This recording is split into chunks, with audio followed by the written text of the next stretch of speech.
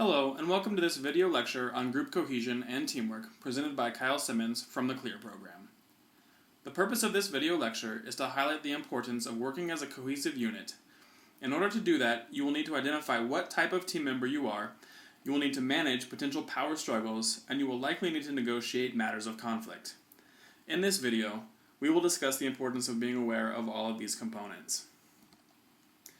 To start, I would like you to take a second to think about what your ideal team member or teammate is like. What qualities do they possess? What is it like to work with them?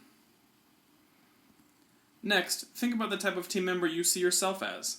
Are you the type of team member you'd like to work with? How might you be compatible with your ideal teammate? How might you be incompatible? Understanding how each member of your team works together is an important step in achieving group cohesion.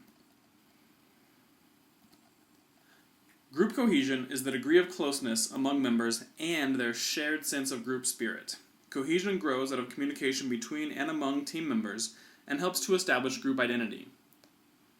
And finally, each member is accepted and included in each aspect of the team process. However, this rarely happens right away. Instead, there are obstacles to overcome as a team that can help lead the group toward cohesiveness. One of the first issues nearly every team must navigate is the presence of power. Power is a natural part of all teams. However, cohesive teams learn how to effectively manage and use power. Each individual on a team wields a certain amount of power, and how that power is used often determines how well teams work together. You can employ your power over others, but this is often overt and can be construed as overbearing or dictatorial.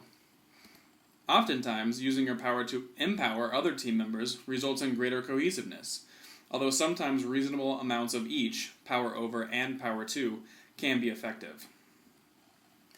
Power tends to surface during times of conflict. Successful negotiation of conflict often means the difference between a team cohering together or falling apart. Conflict is often associated with negative feelings, but it is important to note that conflict can be either good or bad. It might be difficult to think of how conflict can be productive or constructive because oftentimes egos, feelings, and relationships can feel threatened. However, if you think of situations of conflict as opportunities to learn and grow as a team, you will often find yourself better off as a result. Sometimes conflict arises that may not be constructive.